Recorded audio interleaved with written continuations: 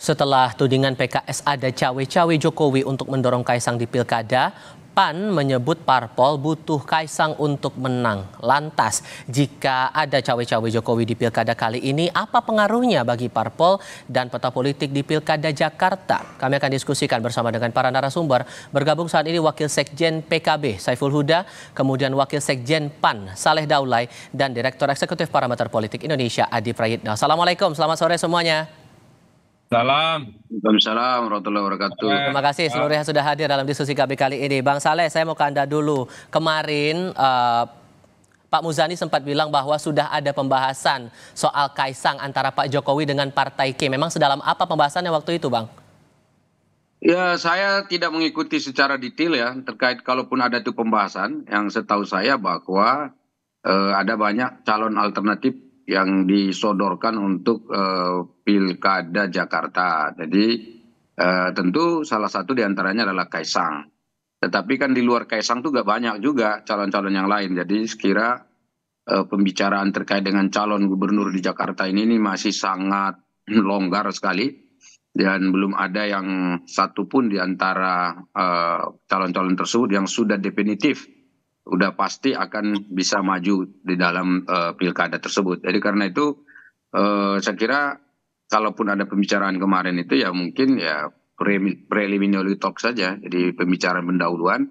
Dan saya tidak tahu dan tidak dapat informasi detailnya seperti apa kalaupun ada pembicaraan tersebut. Seperti itu. Karena kan sejauh ini yang saya pahami bahwa Pak Zulhas beberapa kali sudah sempat meminta juga kepada Pak Jokowi gitu untuk dapat memberikan restu Kaisang maju di Pilkada, tapi Pak Jokowi tidak berkenan untuk itu. Sampai sekarang pun Pak juga masih mengupayakan bahwa Kaisang ini coba diupayakan untuk masuk ke Pilgub Jakarta?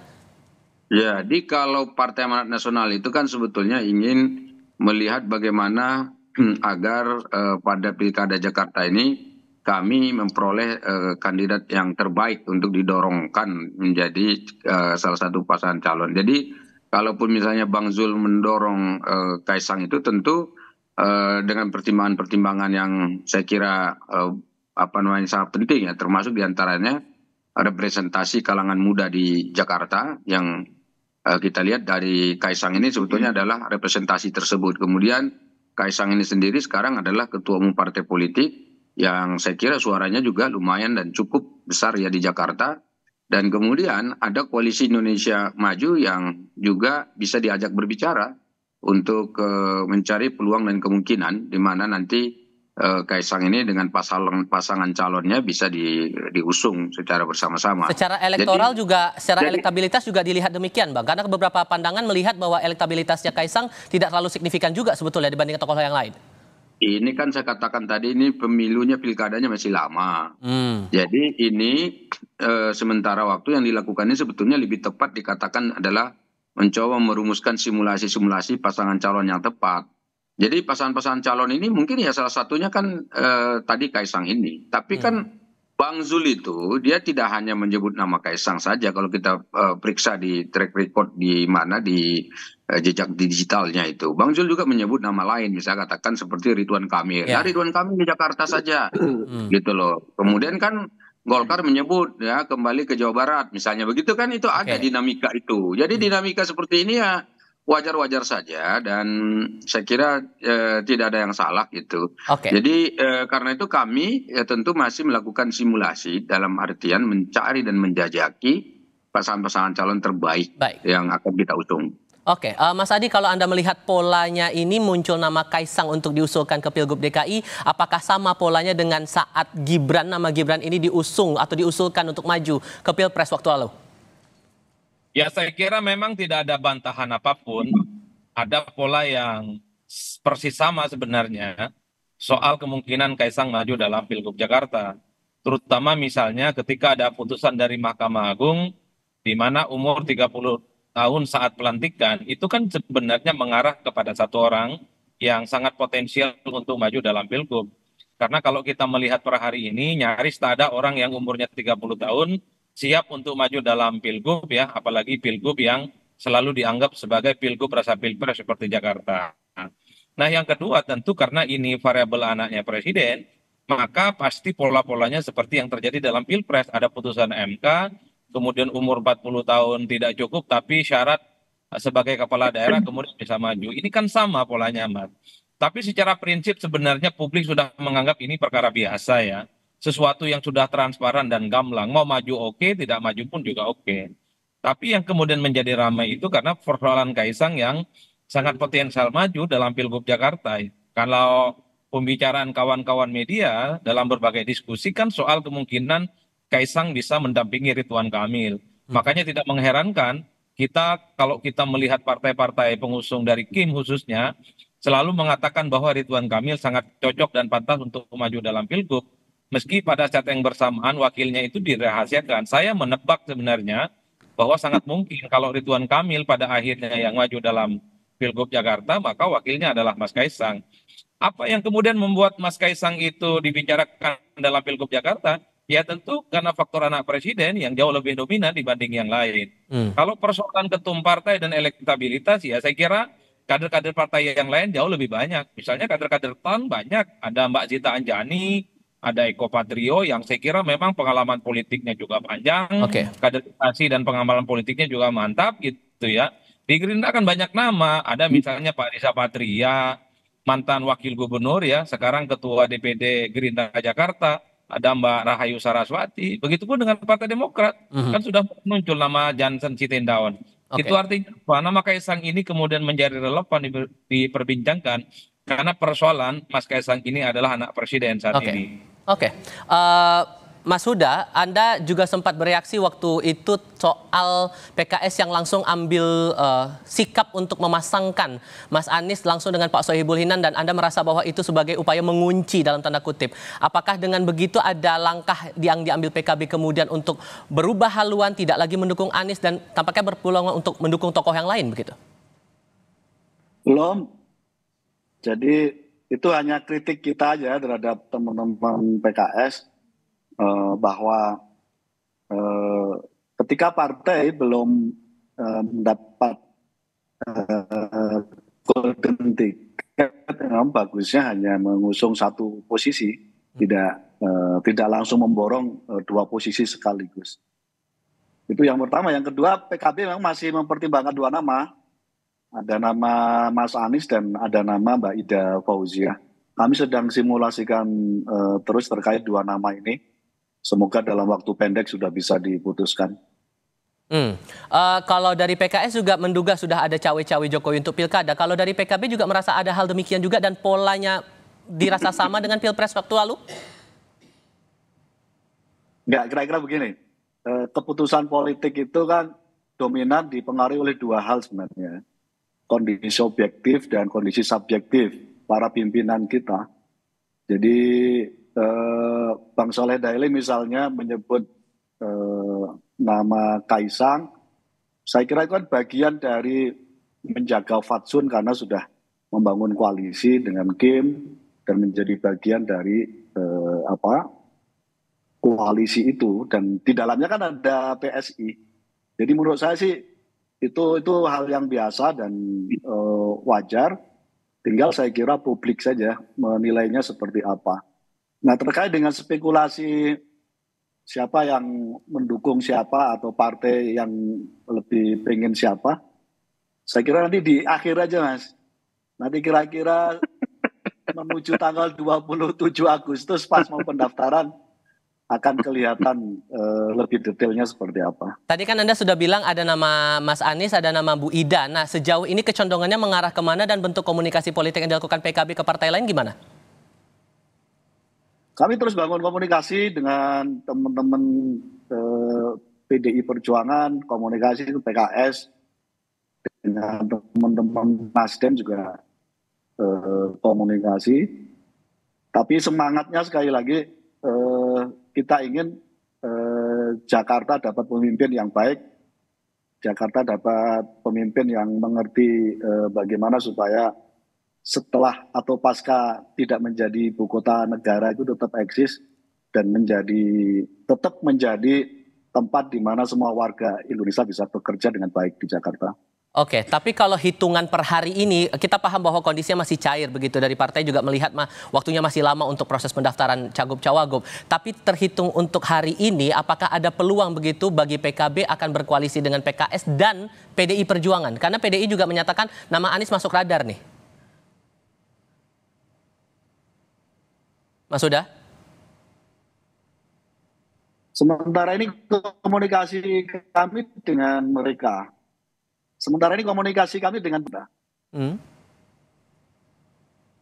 Mas Huda sedikit terpotong. Mohon maaf, boleh diulang lagi? Halo?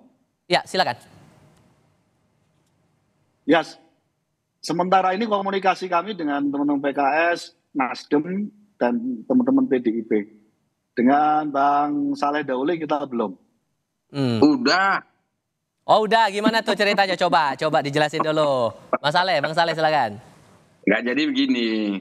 Saya kalau konsepnya itu begini. Jadi komunikasi itu kan ada yang formal, ada yang informal. Jadi Mas Huda, saya kemarin ikut pengawasan haji bersama Ketua Umum Muhaimin Iskandar. Dan saya nggak lama ngobrol sama beliau juga. Jadi bagi saya kan Pilpres itu yang betul kata Ketua Umum kami, Bang Zulkifli Hasan, memang Pilpresnya udah selesai. Jadi karena itu kita harus move on kan. Ini barusan tadi pagi waktu di Rakernas disampaikan. Nah karena itu bagi kami ini Pilpres ini sudah selesai dan kita tunggu nanti pelantikan. Nah sekarang Pilkada ini jangan langsung sejajarkan dengan Pilpres. Nanti kita agak susah untuk rekonsiliasi. Justru Pilkada ini harus dijadikan sebagai ajang kita rekonsiliasi. Caranya bagaimana? Caranya ini misalnya kayak sekarang.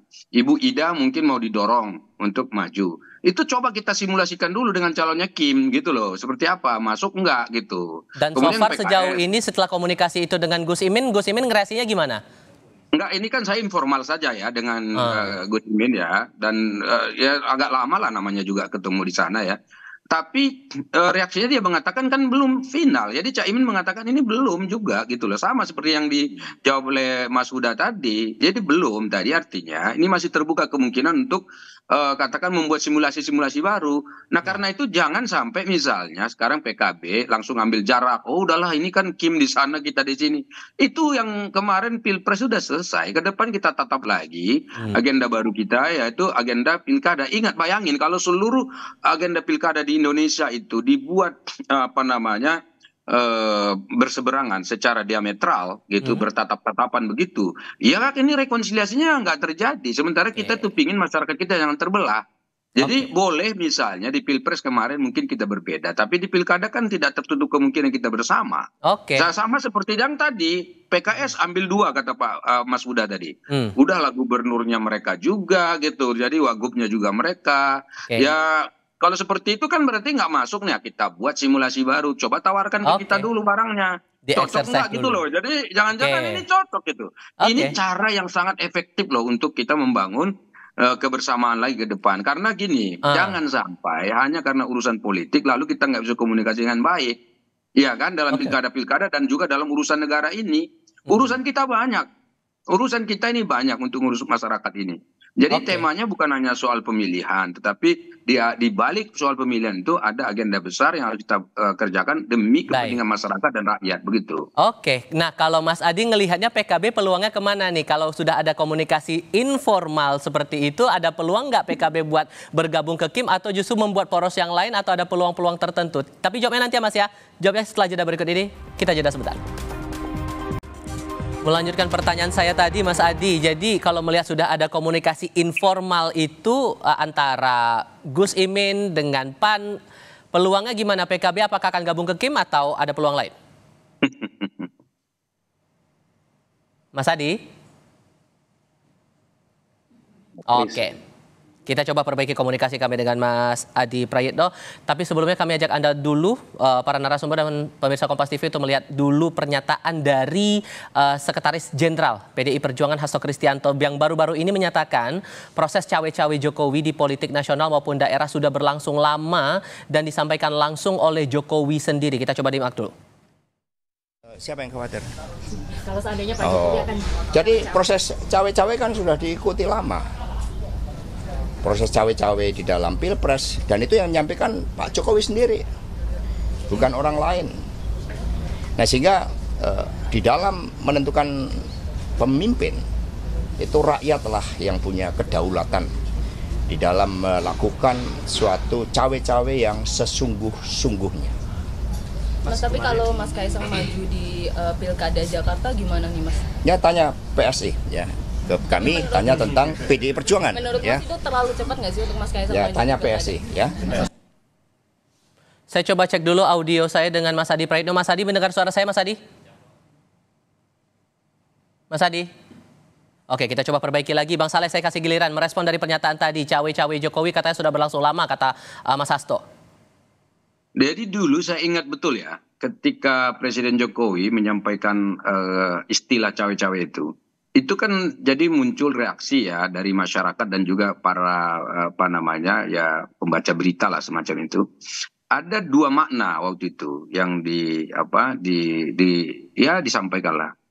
Tapi salah satu makna yang penting di situ sebetulnya yang dimaksudkan cawe-cawe itu adalah Pak Jokowi ingin memfasilitasi agar proses pergantian kepemimpinan baik di tingkat pusat maupun di daerah itu berjalan dengan baik sesuai dengan aturan perundang-undangan. Jadi yang dimaksud dengan cawe-cawe itu adalah menyediakan fasilitas yang sesungguhnya sesuai dengan ketentuan demokrasi yang kita anut di Indonesia.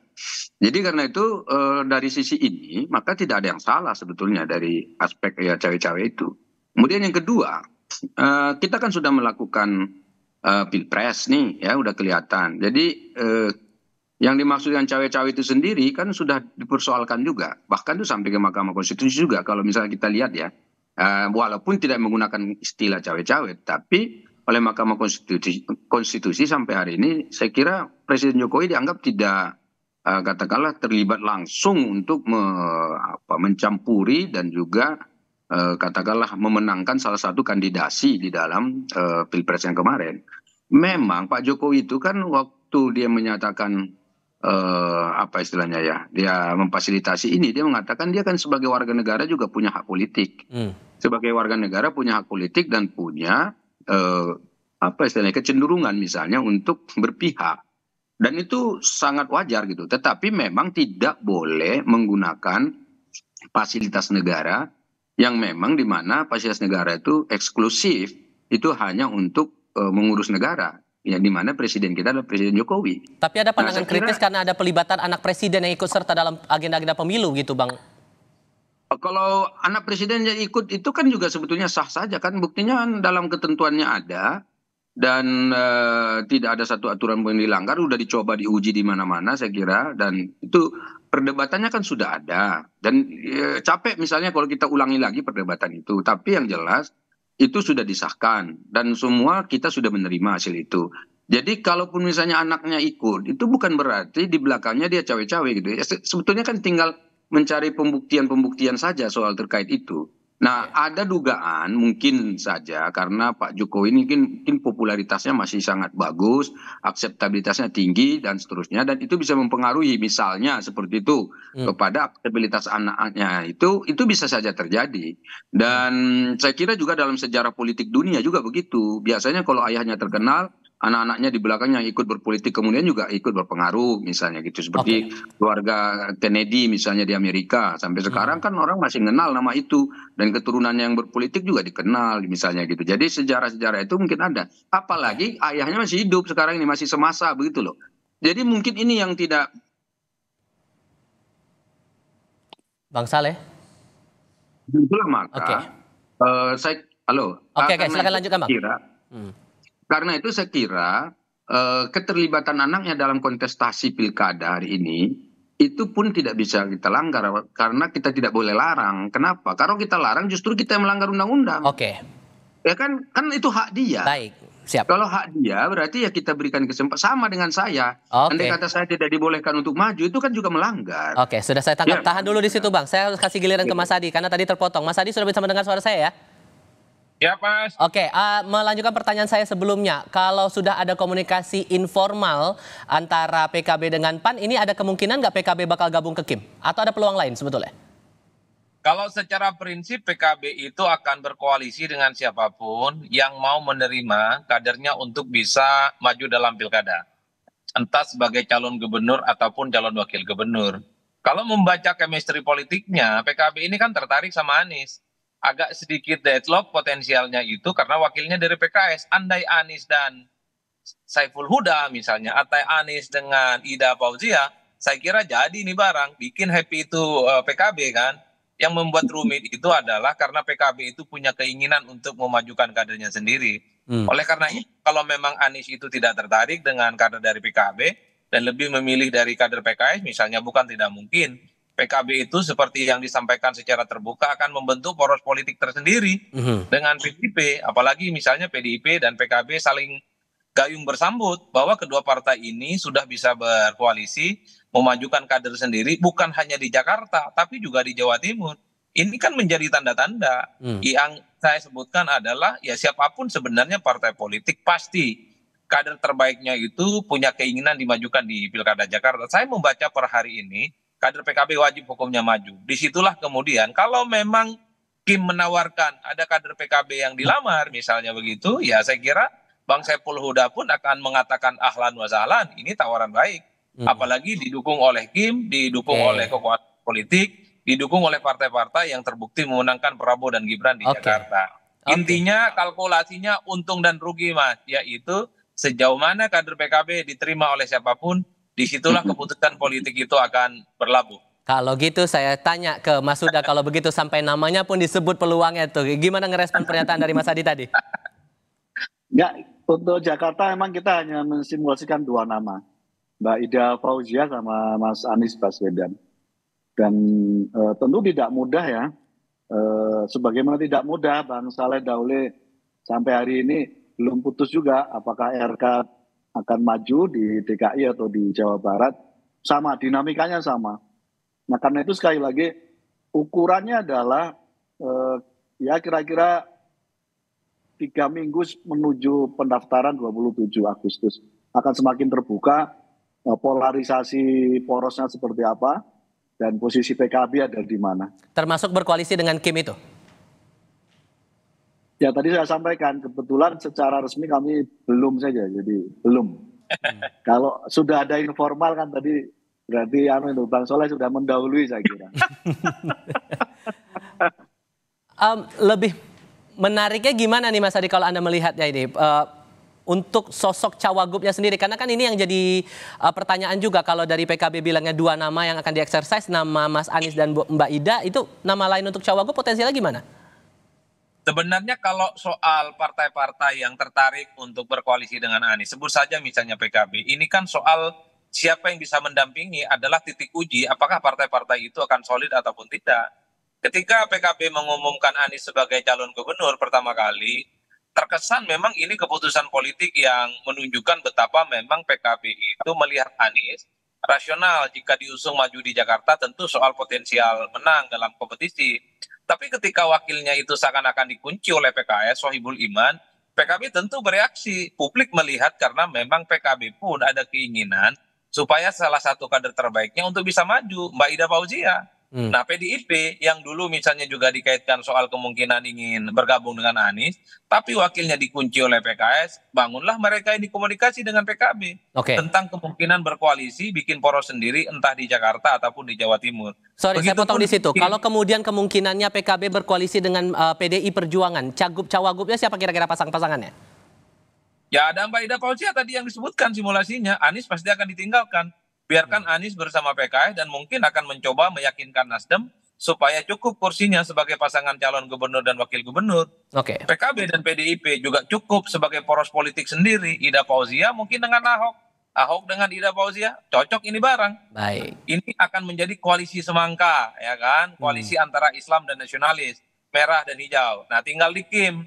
Kalau di Kim ini sebenarnya nama besarnya adalah Ridwan Kamil. Kalau informasi-informasi yang kita dengar dari kawan-kawan media, Ridwan Kamil dan Kaisang adalah proposal politik yang per hari ini itu coba untuk diyakinkan. Cuman kan problemnya Golkar per hari ini itu sangat kelihatan tidak terlampau nyaman dan tidak terlampau happy. Kalau RK harus di Jakarta, jauh lebih memilih Jawa Barat yang potensi menangnya jauh lebih terbuka ketimbang di Jakarta.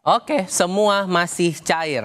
Terima kasih banyak untuk diskusinya kali ini Mas Saiful Huda, Bang Saleh Daulay, Mas Adi Praetno. Sehat selalu semuanya. Selamat sore. Ayo Mas Adi.